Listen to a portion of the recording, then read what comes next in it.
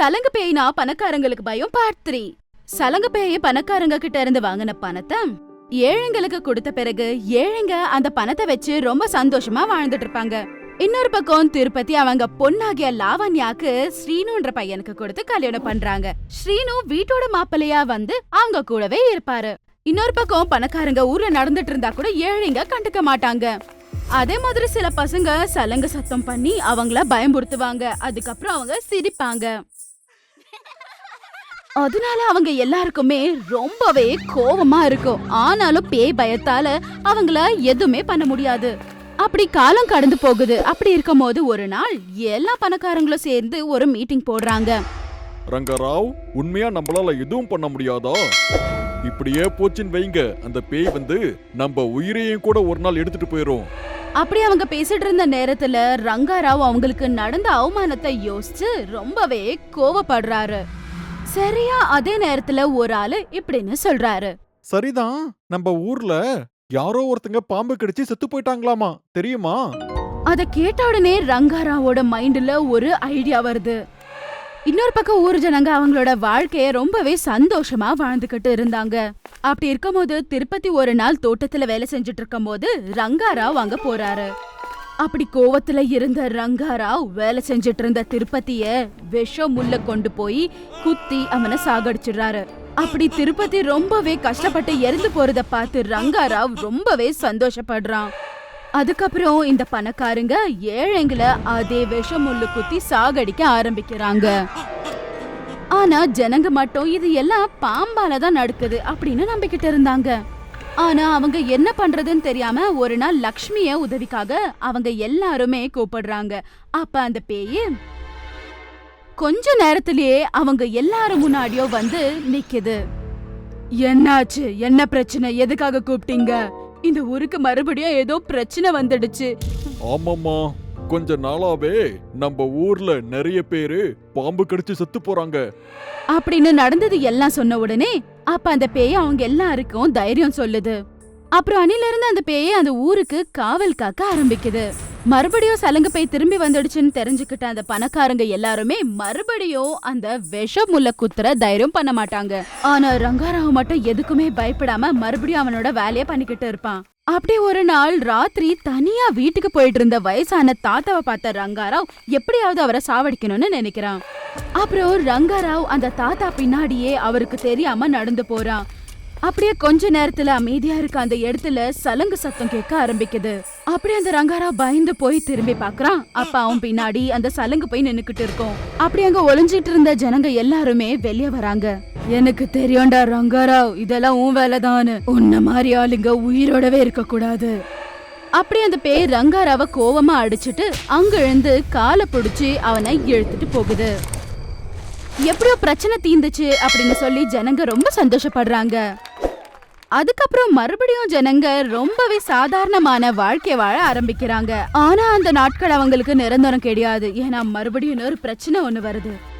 அது என்னன்னா மறுபடியும் பாம்பு கடிச்சதால ஊருல மறுபடியும் நிறைய பேரு இறந்து போவாங்க. அப்படி இருக்கும் போது ஒரு நாள் ராத்திரி ஸ்ரீனு நிர்மலா கிட்ட அதே விஷயத்தை பத்தி பேசுறாரு. நிர்மலா, மறுபடியும் உங்க அப்பா மாதிரியே ஊர்ல நிறைய பேரு பாம்பு கடிச்சு செத்து போறாங்க. ஆமாவா? இதெல்லாம் என்னங்க? என்னமோ நிர்மலா, நீ கொஞ்சம் ஜாக்கிரதையா இரு. அக்கம் பக்கம் பார்த்தே நட, சரியா? அப்படி ஸ்ரீனு அவங்களோட மனைவிக்கு பத்திரமா இருக்க சொல்லி சொல்றான். ஆனா ஜனங்க இந்த பாம்பு கடிக்காக பயந்து போய் வீட்டுல இருந்து வெளியவே வரமாட்டாங்க. அந்த ஊரே ரொம்ப மோசமா மாறி போயிருக்கும். ஆனா நிர்மலா மட்டும் இந்த இழப்ப பத்தியே யோசித்துக்கிட்டு இருப்பா. அப்படி இருக்கும் போது அவளோட கணவர்கிட்ட போய் அவ கேக்குறா, என்னங்க, நான் உங்ககிட்ட ஒரு விஷயத்த பத்தி பேசணும். சொல்லு, என்ன நிர்மலா? சொல்றது இல்லங்க, நீங்க என் கூட வாங்க. சரி, வா. அப்படி அவங்க 2 பேரும் சேர்ந்து வீட்டுல இருந்து கிளம்புறாங்க. ஆனா ரோட்ல யாருமே இருக்க மாட்டாங்க. ரொம்பவே அமானுஷ்யமா அமைதியா இருக்கும். அப்ப அவ காட்டு பக்கமா நடந்து போறத தெரிஞ்சுக்கிட்ட அவங்களோட புருஷன், எங்க கூட்டிட்டு போற அப்படின்னு கேக்குறாரு. அப்ப அவங்க எதுவுமே பேச மாட்டாங்க. சும்மா இருங்க அப்படின்னு சொல்லிடுறா. ஆனா சீனு மட்டும் அந்த பக்கம் இந்த பக்கம் பாத்துக்கிட்டு ரொம்ப கேர்ஃபுல்லா நடந்து போவாரு. ஏன்னா பாம்பு எங்க எப்ப வரும் தெரியாது. அப்படியே அவங்க காட்டுக்குள்ள கொஞ்ச நேரம் நடந்து போன பிறகு 2 பேரும் சிவலிங்கம் இருக்கிற இடத்துக்கு போறாங்க. அப்படி அந்த சிவலிங்கத்தை பார்த்த ஸ்ரீனு ரொம்பவே ஆச்சரியப்படுறான். அதுக்கப்புறம் அவனோட மனைவிய பார்த்து கேக்குறான், நிர்மலா, உனக்கு என்னாச்சு? ஏன் இந்த இடத்துக்கு வந்திருக்கோம்? என்னங்க, சில நாட்களுக்கு முன்னாடி இந்த இடத்த பத்தி எனக்கு கனவு வந்துச்சு.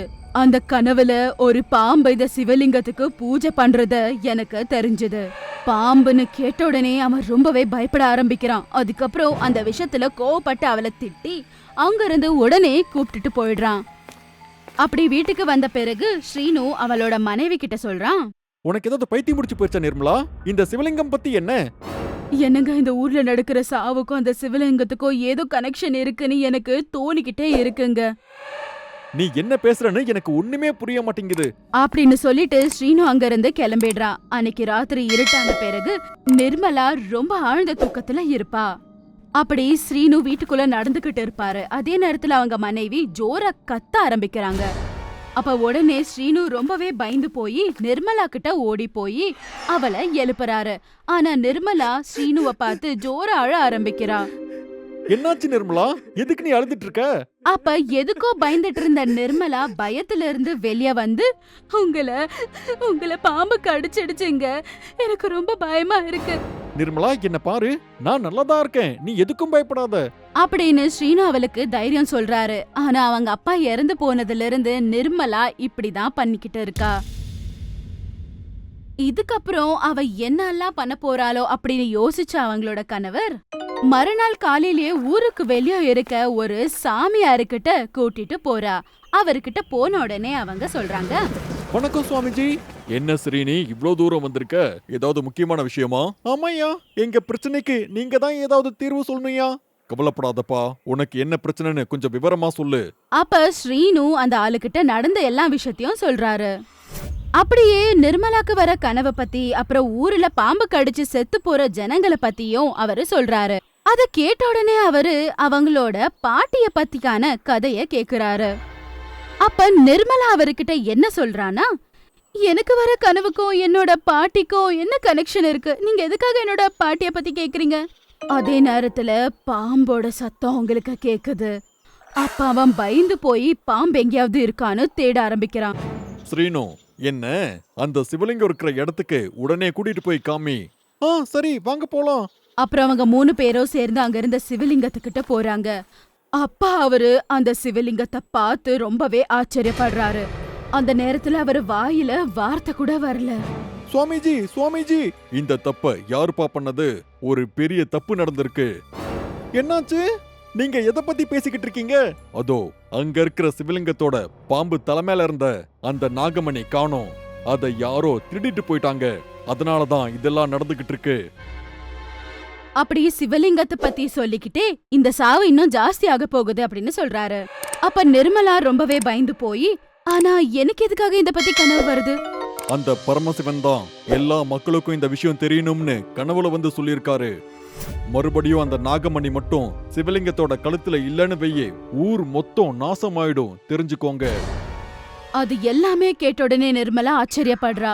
உடனே அவளோட கணவரை கூப்பிட்டுக்கிட்டு அவளோட ஊருக்கு போறா. அப்படி அவங்க ஊருக்கு போன கொஞ்ச நேரத்திலேயே எல்லாருமே ஒன்னா வந்து அவங்க கிட்ட பேசுறாங்க. ஆனா அந்த இடத்துல பணக்காரங்க, ஏழைங்க எல்லாருமே இருப்பாங்க. அப்போ நிர்மலா சிவலிங்கத்தை பத்தி எல்லாருக்கிட்டையும் சொல்றா. அதுக்கப்புறம் அங்க இருந்த நாகமணிய யாரோ திருடிட்டாங்க அப்படின்னும் சொல்றா. அதெல்லாம் கேட்ட உடனே ஜனங்க ஆச்சரியப்படுறாங்க. ஆனா இந்த திருடுக்கோ எங்களுக்கோ எந்த சம்பந்தமும் இல்ல அப்படின்ற மாதிரி அங்க இருக்க எல்லாருமே சொல்றாங்க.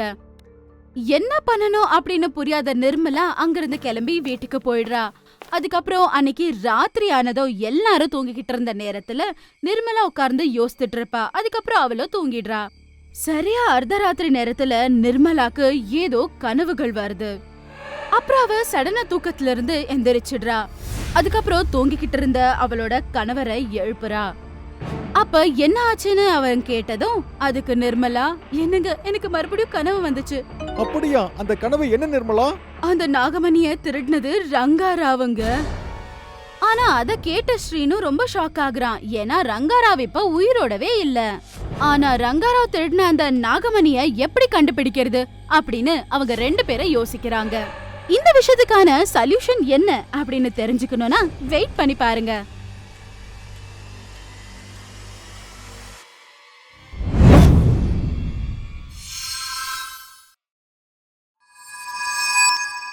For more horror stories, please subscribe our channel.